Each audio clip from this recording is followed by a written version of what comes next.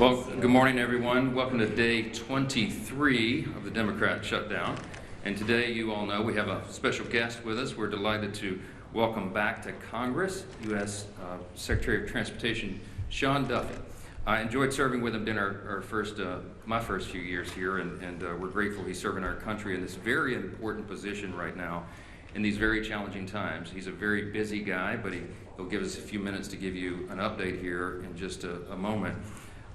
You'll hear directly from him about the very real and consequential ways that Americans are suffering right now because of the shutdown. I just wanted to give you a brief update, and then I'll turn it over to the Secretary. But by way of review, the reason that my colleagues and I have come in here every morning now during this painful Schumer shutdown is because we have to share the facts and we have to share the simple truth with the American people. And why is that? Because the Democrats are working overtime to try to hide those facts and to try to distract from the very simple truth here. They want you to forget that just 5 Senate Democrats could reopen the government today.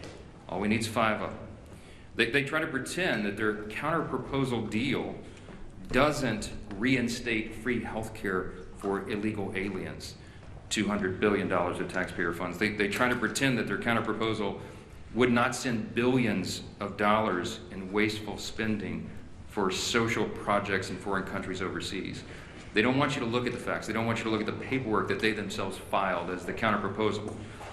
And they refuse to admit that this entire shutdown is one big political game to satisfy the radical Marxist base of their party. But that is exactly what is going on.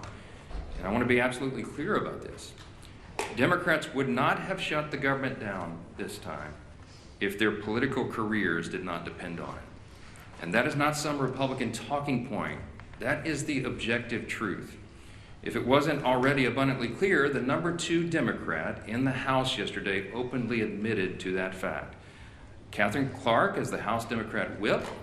She works right under Hakeem Jeffries as the number 1 Democrat, and she was in an interview and she said to one of your colleagues sitting here on the front row, quote, "Of course there will be families that are going to suffer, but this is one of the few leverage times we have," unquote. It's shocking to hear them say that out loud. By her own admission, she knows that the American people are suffering. Democrats know that millions of federal workers are desperate for their paychecks. They know that thousands of flights have been delayed. They know that SNAP benefits and nutrition assistance for women, infants, and children are in jeopardy for millions of American families. And yet, they don't seem to care. But you know what? Take heart, America. Take heart. Because all your suffering is for a good cause. It's for the Democrats' political leverage. That's what the number 2 Democrat said here yesterday. It is utterly shameful. The obvious truth is that only a Democrat could get away with saying such abhorrent things without the media batting its eye. I guarantee you, if the tables were turned, if the Republicans were the ones holding the country hostage and openly admitting to it, it would be absolutely explosive. It would be wall-to-wall coverage, and everybody in this room knows that. Every single mainstream media outlet, every newspaper in America, every single day would have that on the top fold as the big headline. But of course, that's not what's happening right now. Coverage of all this has been sporadic and almost every time spun to try to somehow favor the Democrats who have put us in this mess. Democrats own this. They've said so themselves, and you just have to listen to their own words. Don't listen to us. Chuck Schumer himself said infamously, "Every day of the shutdown gets better for us," meaning the Democrats. And then you had the Democrat whip here say yesterday, openly admitted, they're holding the country hostage for their political leverage. They're perfectly fine with that. They're perfectly okay with real pain being felt by real Americans as long as it helps their political agenda as they see it, as long as they can force $1.5 trillion new dollars in spending on America and get illegal aliens back on health care funded by U.S. citizens. That's their counter-proposal. And largely, so many in the media are turning a blind eye to that. Well, as I said earlier, we've stood up here every day and talked to you about some of the terribly harmful effects that the Democrat shutdown is causing on Americans. We talked about troops at risk of missing their next paycheck. The nutrition assistance for women, infants, and children is under threat. Now, SNAP benefits will not be sent to those who truly need it. But there's another very important group of federal employees that we want to highlight today because they also aren't getting paid and the consequences are being felt around the country. Air traffic controllers, some people call the policemen of our skies, they have been showing up at work without pay. And news reports have suggested that these men and women are seeking outside employment just to keep their families afloat. Some of them are working these long shifts, and then they're hopping in a car and driving for Uber, or they're delivering for DoorDash all night. And you just have to think about what a heavy thing that is. These men and women have one of the most stressful jobs in America. They cannot be 99.5% accurate or 99.9% accurate. They have to be 100% accurate 24 hours a day, 7 days a week. And now they're being forced to work longer hours, take on multiple jobs, and maintain the same level of excellence, again, all while Democrats hold their paychecks hostage. This is what one air traffic controller said in their own words in an article, quote, "The financial anxiety doesn't just hurt morale, it directly affects safety. When someone responsible for thousands of lives a day is worrying about whether they can pay rent or feed their kids, focus suffers.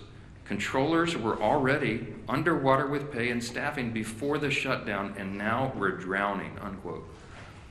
As a reminder, and this is pretty ominous, but you remember the article a few days ago where the Democrats were quoted saying they won't reopen the government unless, quote, "planes are falling out of the sky," unquote. We pray to God it doesn't come to that, obviously.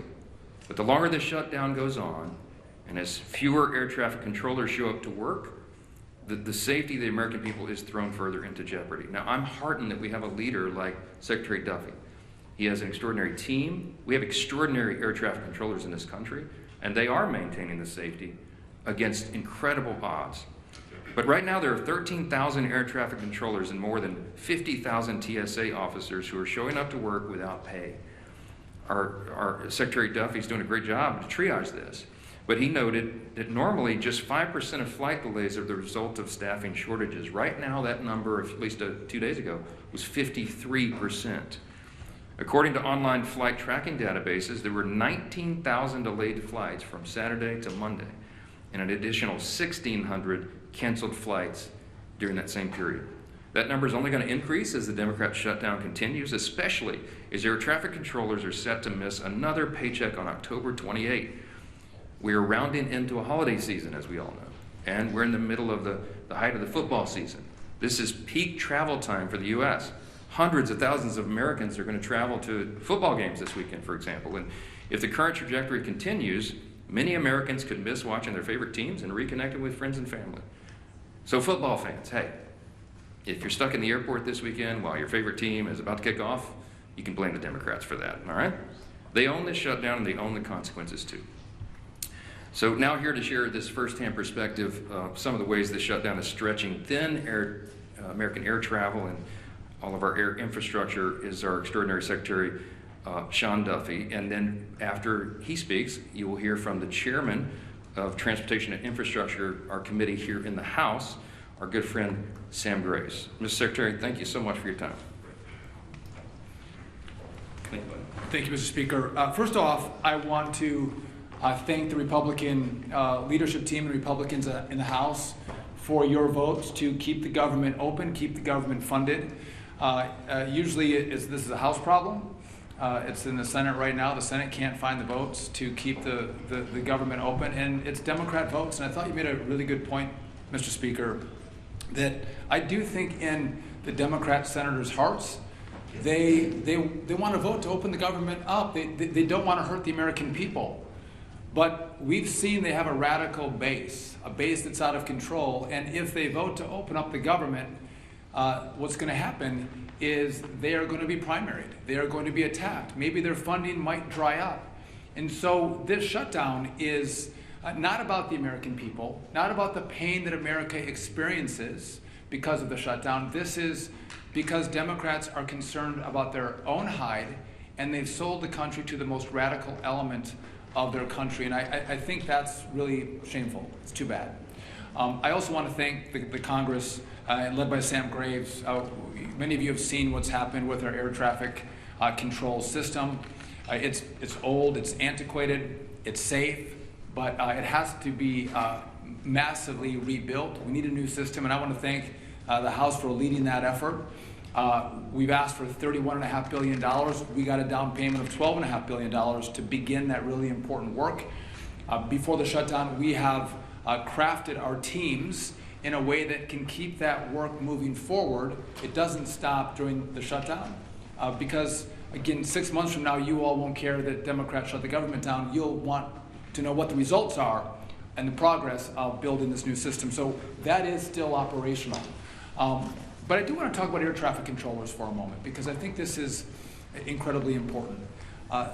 They're angry. I've gone to a number of different towers over the course of the last week to 10 days. They're frustrated. They're frustrated that the Congress is focused, at least in the Senate, on paying for health care benefits for illegals as opposed to paying their paychecks for the great work that they provide to the American people.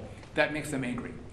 You've seen, as the speaker mentioned, across the national airspace, we see there's certain centers or TRACONs or towers where we'll see a lower staffing. When we have lower staffing, what happens is you'll see delays or cancellations. But it's not one tower, it's not one TRACON, it's not one center, it's maybe one center one day, it's a TRACON another day, it's kind of moving throughout the national airspace. But it's causing disruptions.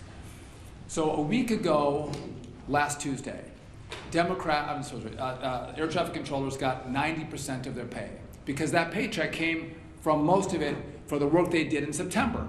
So they got most of the money. Next Tuesday is the first paycheck that they will not receive for the work that they did in October. And to the speaker's point, we have air traffic controllers who work more than 5 days a week. They work 6 days a week to make sure they can cover air travel throughout the country. And so if you have a controller that's working 6 days a week, but has to think about how am I going to pay the mortgage, how am I going to make the car payment, how am I going to put food on my kid's table, they have to make choices. And the choices they're making is to take a second job. Well, I don't want my air traffic controllers to take a second job. I want them to do one job. I don't want them delivering for DoorDash. I don't want them driving Uber. I want them coming to their facilities and controlling the airspace. But they're having to make decisions about how they spend their time to make sure they put food on their table, feed their kids, and support their family members. I want to make one other point really clear. Some have asked about safety, or you maybe ask me if I'll let you give me some questions. Safety is paramount for us. And so if we don't have the staffing levels in a tower, TRACON, or center, you will see us delay traffic. You will see us cancel flights. Because I want you to get to where you're going. I want America to get to their destination and get there safely. And it's not moving as many flights as possible. It's moving as many flights as possible safely. That is our mission. That is our number one goal. And if we can't do that, you'll see the flights come down. You will see the delays and you'll see the cancellations. One other problem that I want to address that we're seeing now in the shutdown, you've seen that we don't have enough air traffic controllers. We're 2,000 or 3,000 air traffic controllers short. And so what I've done is I've developed a plan to supercharge air traffic controllers into our system. The president said, bring in the best and the brightest, young men and women to work in this space, which is what we've done. We've shortened the timeline from testing to get into to our facility where we train our air traffic controllers in Oklahoma City. Shorten the timeline. Get the best and the brightest. The highest test scores come in first. And that's what we've done. It's going to be a multi-year process to make up the shortfall that we have in the system. But I'm getting word now from Oklahoma City where I have young air traffic controller students who are now telling me, what the hell am I doing? Why am I going to take this job? They're thinking about leaving the academy, smart young men and women, because they don't want to work for a system that won't pay them, that doesn't guarantee them a paycheck. And their paychecks are at risk. We pay those controllers as they go through the academy. We don't pay them a lot of money either. They rely on that. And when that money doesn't come, it creates not just disruptions for when Democrats in the Senate decide to forego the crazy left and actually fight for America. That's problems that ricochet in the months and the years to come. And I think it's important that we tell that story. because if we don't, I think that you can give the Democrats a pass. We have to talk about the real consequences of what this shutdown does, talk about who we're fighting for, and why this matters. To, again, open up your government. Open it up. It's easy. And then sit down and negotiate. Have a conversation. But to allow the radical element in the Senate to hold America hostage, I think would be shameful. That's not how we operate. We don't negotiate when that is the structure set by Democrats. So I'm all in favor of making sure this funding comes. Let's open it up. Let's have a great conversation. Let's figure out where we go forward. And I think that would be the most common sense approach. But I'll just tell you this. I want to reiterate, we are all about safety. And we will make sure we work every day on that part of our job. But again, I can't guarantee you that your flight's going to be on time. I can't guarantee you that your flight's not going to be canceled. It's going to depend on our air traffic controllers coming in to work every single day. And again, my message to them is, one, thank you for coming and working. We appreciate that. Come to work, even if you don't get a paycheck. We need you to come to work. But if they do not, we'll know whose fault it is. And I just want to say, as I introduce Sam Graves, Sam has been a champion in the airspace. The industry loves him. No one has done more to drive this reform of how we build a brand new air traffic control system, thinking it through, driving it through the Congress, making the sales pitch than Sam Graves. And I couldn't be more grateful for his friendship and partnership. And so I think Sam is going to go right now. And I appreciate the leadership team here as well. Even guys from Minnesota are okay too. So thank you. Thanks, Mr. Secretary. As chairman of the Transportation Committee, I do want to point out what has already been pointed out, and that is our skies are safe. They are very safe for folks to travel and for folks to be able to get to where they need to go. And I do want to commend our air traffic controllers straight up, because, and this just goes to show you just how steadfast they are. They're showing up for work, they're doing the job, and they're making sure that that our skies stay safe. I've got a number of good friends who are air traffic controllers, and they have expressed extreme frustration because of this situation. They're worried about getting paid. They're worried about, as was pointed out, meeting that mortgage and being able to make the car payment or whatever the payment is that they have to do, or take care of their family. Something as simple as that.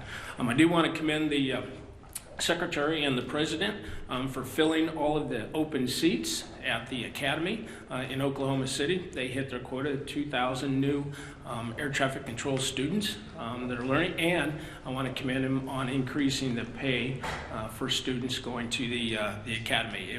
It's needed, and it's also needed to be able to attract the best and the brightest that are out there.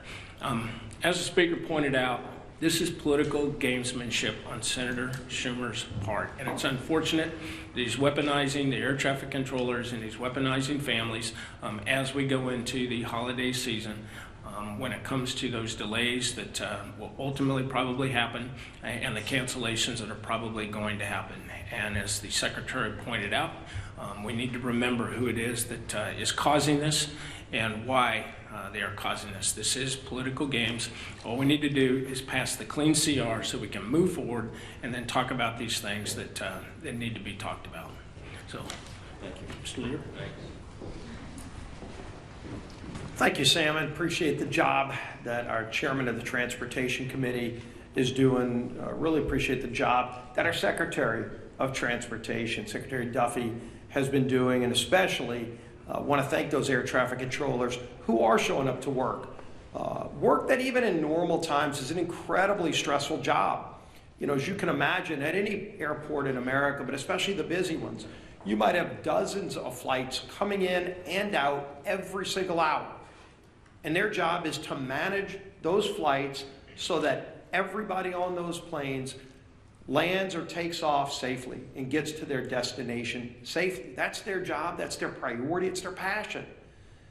And yet, when you add to that, again, in normal times, an incredibly stressful job, when you add to that the uncertainty of whether or not they're even going to get paid, well, they still have the obligations of paying their house note, their rent, their car note, putting food on the table. Adding that extra level of stress to an already stressful job is really straining the system. And so as Secretary Duffy talked about, some have taken to get second jobs, jobs that take them away from their current job. It's led to flight delays. It's led to real hardships for American families. As we're approaching Easter and Thanksgiving in just a couple of weeks, imagine you're planning your Thanksgiving vacation to go see your family somewhere else, maybe a kid returning from college to go see their family for the first time in a few months, and you don't know if the flight is going to be scheduled, if the flight's going to be on time, if you're going to be able to make it home.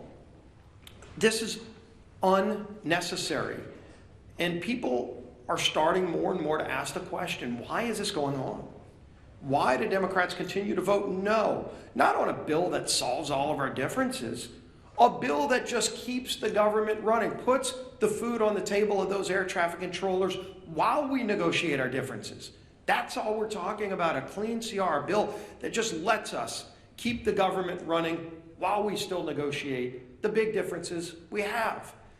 And more over the last few weeks, you've heard Democrat senators say it out loud while they're casting no vote after no vote after no vote. Hundreds of times, by the way. Over 600 times, Democrats in Washington have voted to shut the government down. Think about that.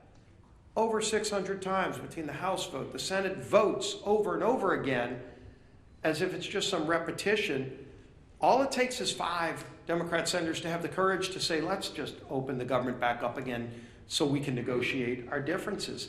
But they're starting to say publicly what we've said out here, what they've been saying privately, is they're scared to death of their far left radical base. That's why the Democrats did it. It has nothing to do with policy differences. That's what we can negotiate when the government's open. And everybody knows that. And so why are they doing it? And here we go. And you heard the speaker talk about it. But you had the House Minority Whip. Quote, shutdowns are terrible, of course.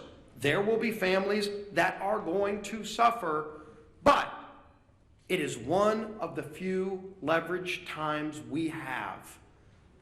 Leverage.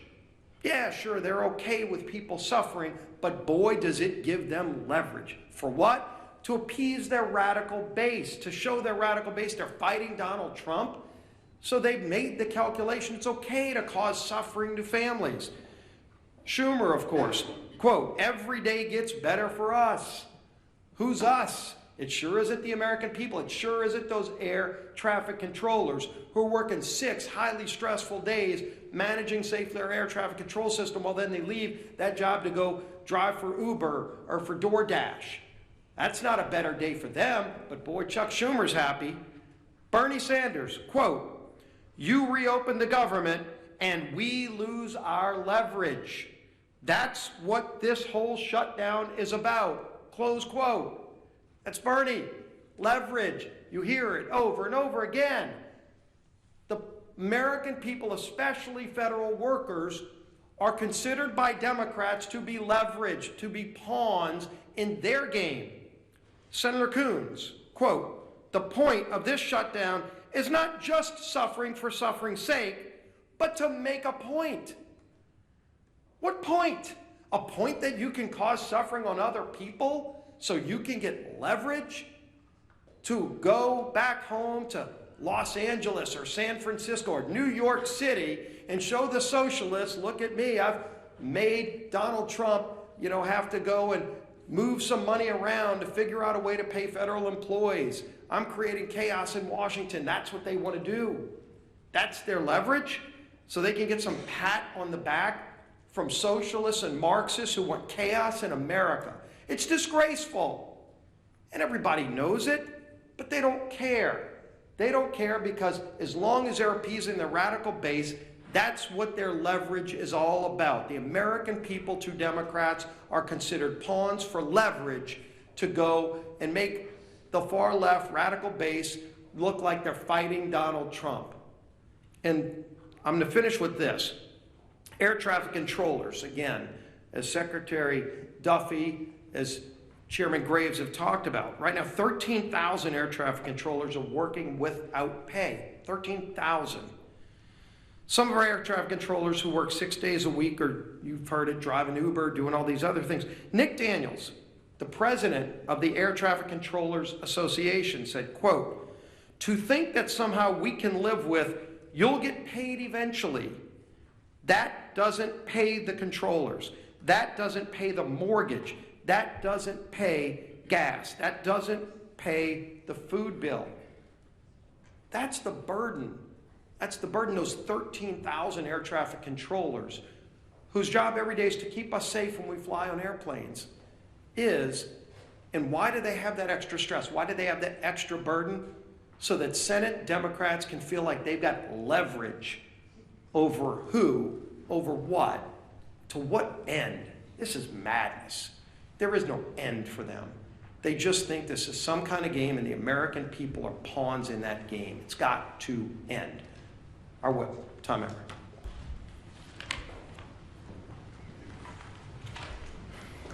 Shutdowns are terrible.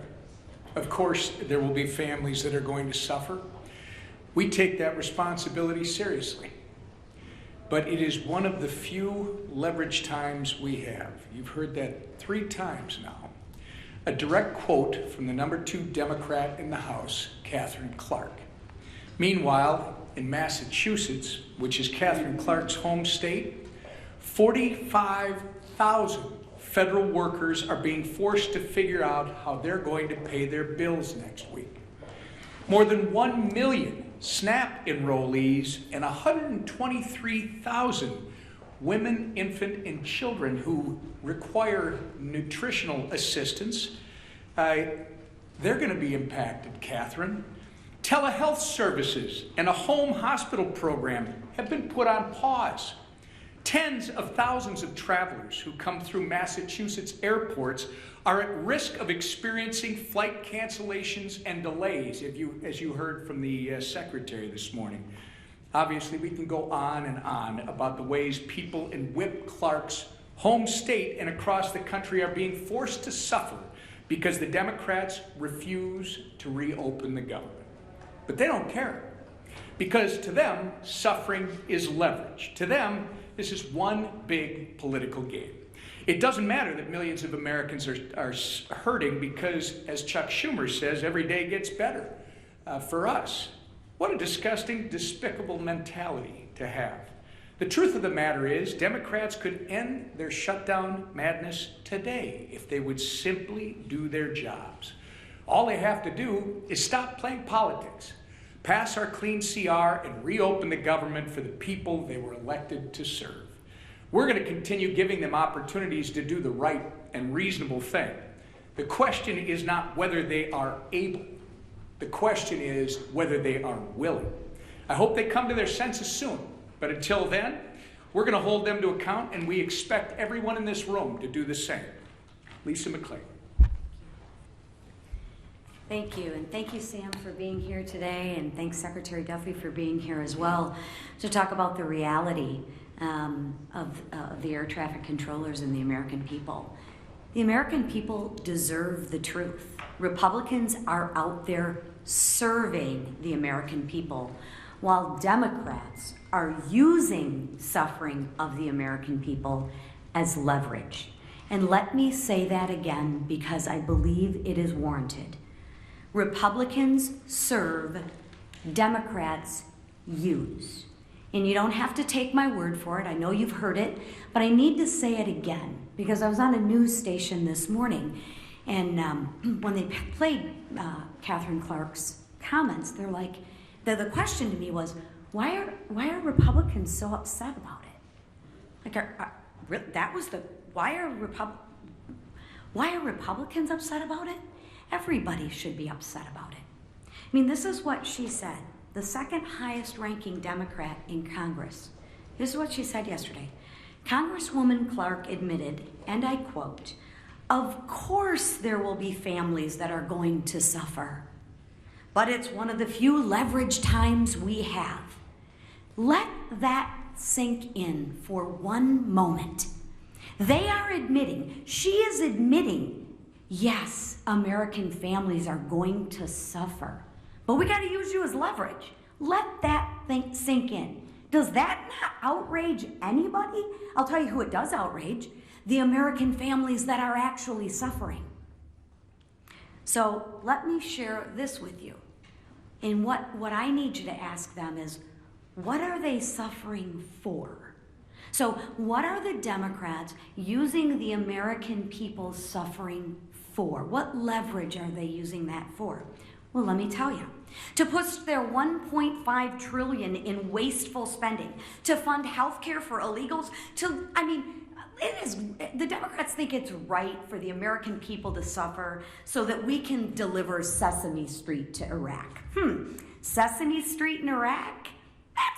Democrats, Catherine, yeah, she thinks that's all right to have the American people suffer for that. Someone connect those dots for me. I mean, seriously. I hope to God you are asking her why. Because the questions that I get is, why do you think that's bad? Are you kidding me?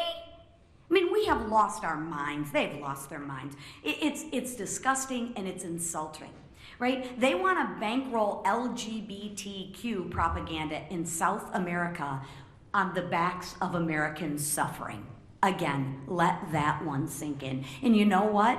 That does make me angry. It does make me angry, and it should make all of you angry too. Democrats are squeezing working families just to bankroll their pet projects. Good job of leveraging suffering on the American family. Meanwhile, Republicans are doing what we always do. We're rolling up our sleeves and we're doing the work. Let me give you some examples. Congressman Zach Nunn met with rural health care providers and first responders, right? Remember, the Democrats are the ones that want to repeal that $50 billion for rural health care, right? They talk out of both sides of the mouth. So concerned about health care, but let's repeal the $50 billion back. Okay. Congressman Bilirakis met with troops working without pay and veterans struggling to access services. Dozens of Republicans are back home cleaning up parks, volunteering at food banks, and helping struggling families. The contrast couldn't be more clear. Democrats see suffering as leverage. Republicans see it as a call to serve. So here's my message to Democrats. Stop holding the American people hostage. Stop being okay with Americans' families suffering. Stop playing games. Open up the government. Get back to work, and get back to work to serving the people who actually elected you to do your job. Thank you. All right, a few questions? Manu, go ahead. You said yesterday you were still trying to get the details of this $230 million the president has asked for the Justice Department to pay for the freedom bills. Now that you've had some time left to get the details, are you okay with taxpayers potentially being on the hook for that kind of money? I'm not trying to dodge the question. I haven't had time to get the details, okay? It's still on my list, things to do list.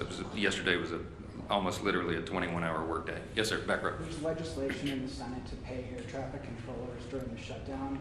If that does pass in the Senate, would you bring the House back to vote on that? And then, absent congressional action, would you work with the White House to find a way to pay air traffic controllers during the shutdown?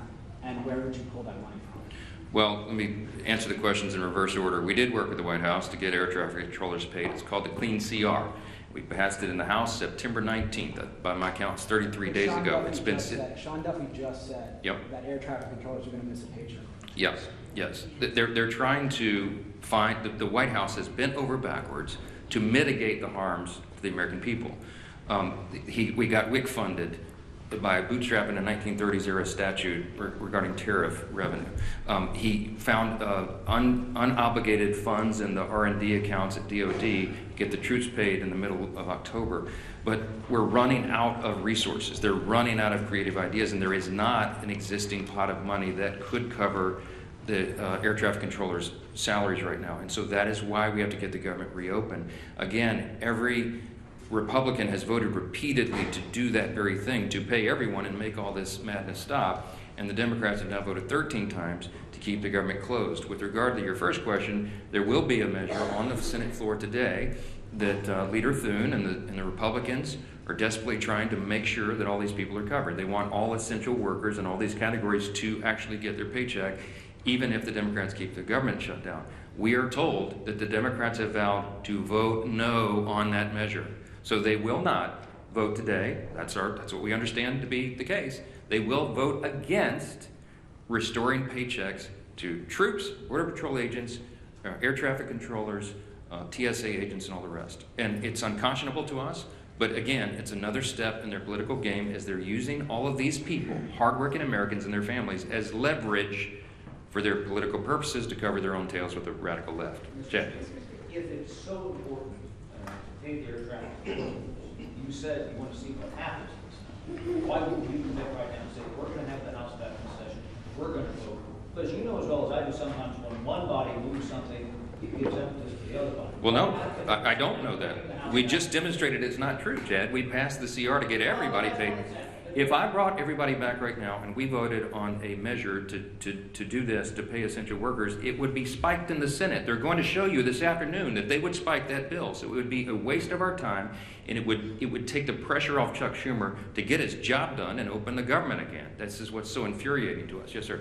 You said yesterday that this needs to be assessed on a day-by-day basis. Now we're on day 23. Has the needle moved at all during the last 24 hours? And what's it look like the next week or so? Well, look, we do assess it day by day, hour by hour, because if you remember, the original CR was going to extend and allow 7 additional weeks for us to finish the appropriations process to November 21. Well, now they've eaten up, the month of October, and we're getting closer and closer to that deadline, and so it is something that we take into account. It's a day-by-day evaluation.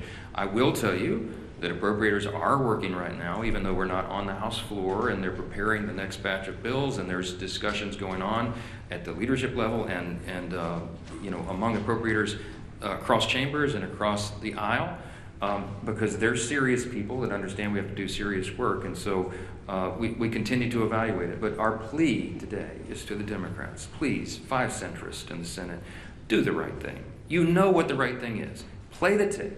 You can find a floor speech or media interview with every single Democrat in the Senate. Every single one of them have given impassioned speeches. We could come up here and do a press conference and show you their own words where they say that this should never happen, that it would be harmful to the country and harmful to people, and now they're saying they don't care.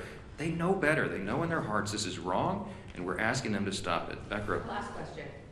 Speaker Johnson, Louisiana and a lot of other states have warned SNAP recipients they won't get benefits next month. Reportedly, Senate Republicans are considering a bill standalone on that. If they did pass it, would you be open to doing so here?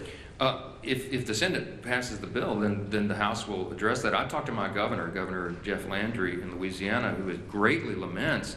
We have lots of SNAP recipients in our state, as we do in many others. And you're talking about, I think it's 42 or 43 million Americans rely upon that vital service. And it's unconscionable that they would be held at bay and held as leverage on this.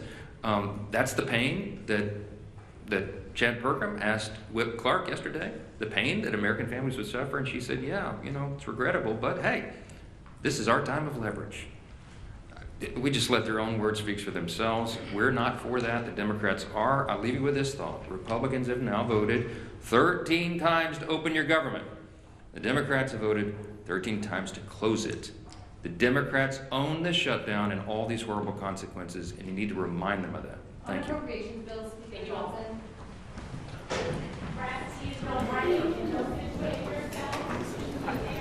Don't situate themselves.